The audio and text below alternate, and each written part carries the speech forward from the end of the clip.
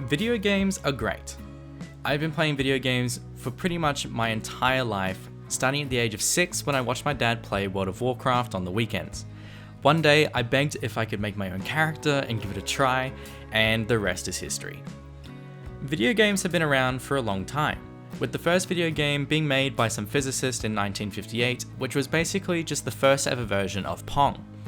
The first actual gen of video games and consoles was in the 70s with the Odyssey, and then comes the Atari, Nintendo and Sega eras leading up to the 2000s, and then we have today, with games being played on Nintendo, PlayStation, Xbox, and of course the PC Master Race. This video is going to be a little different to what I've done on my channel before, but there's a good reason for that.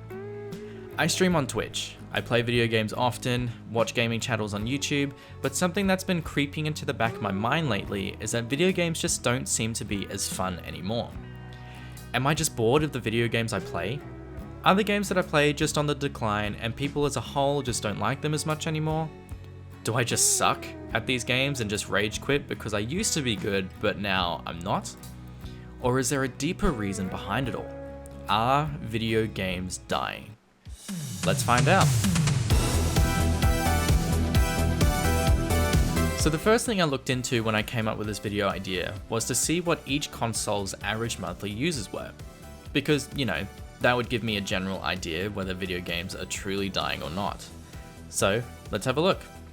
Starting from 2017, you can see Steam and PlayStation just take the cake.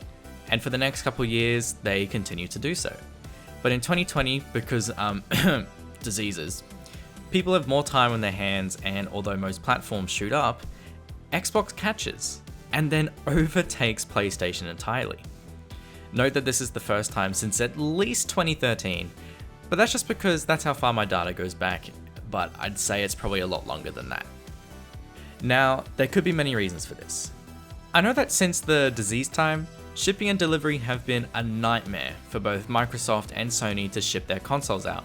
But the fact that PlayStation is now starting to lose monthly active users, it's a little concerning. Glad to see Xbox doing well though. Despite Sony suffering a little bit, there are, overall, more monthly users and gamers than ever before. So there we have it, video games aren't dying, please like and subscribe, goodbye. Is what I would say, but I'm not completely satisfied with these statistics alone. Because despite more people playing, there have been many games recently that have had a lot of hype and then just tank as fast as it took people to download them in the first place. Remember Anthem? Probably not. But that was a game that I was really excited for at least, and it died before the game was even released. How about New World?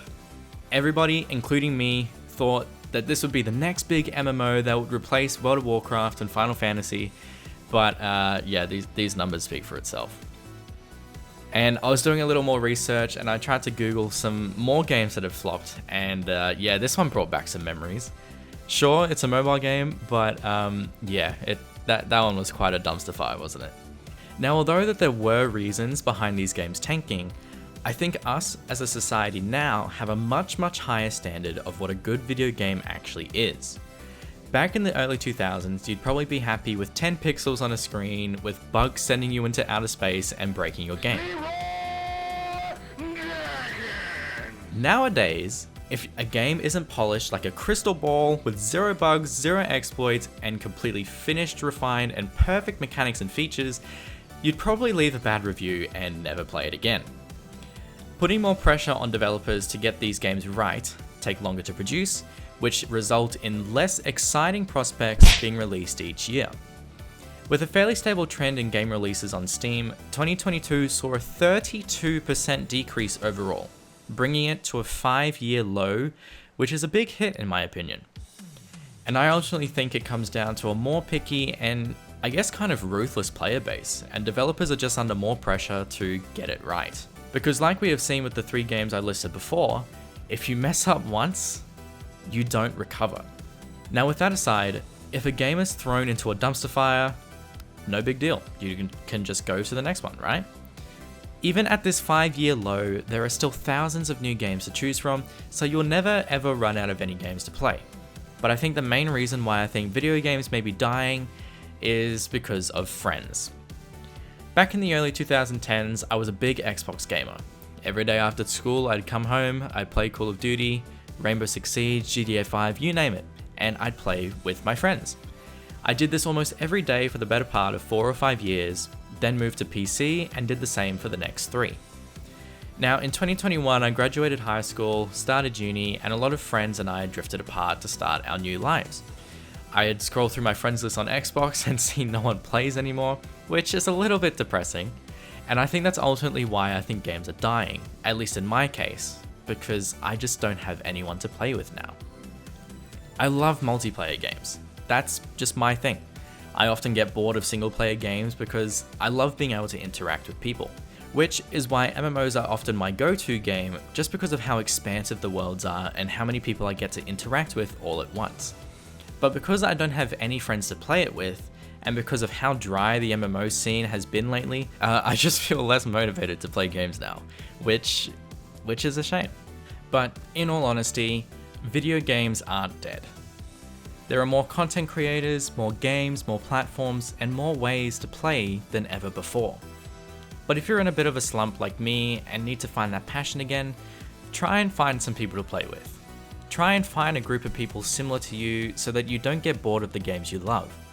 Humans are very social animals, and some of my best memories of video games are from playing with people. I loved playing video games back then, and I still do now, but I just want to make some more of those memories. So thank you all for watching today's video. Comment down below if you're in the same mindset as me, and we might be able to play some games on stream together someday. Let me know what I should do next, and as always, like and subscribe.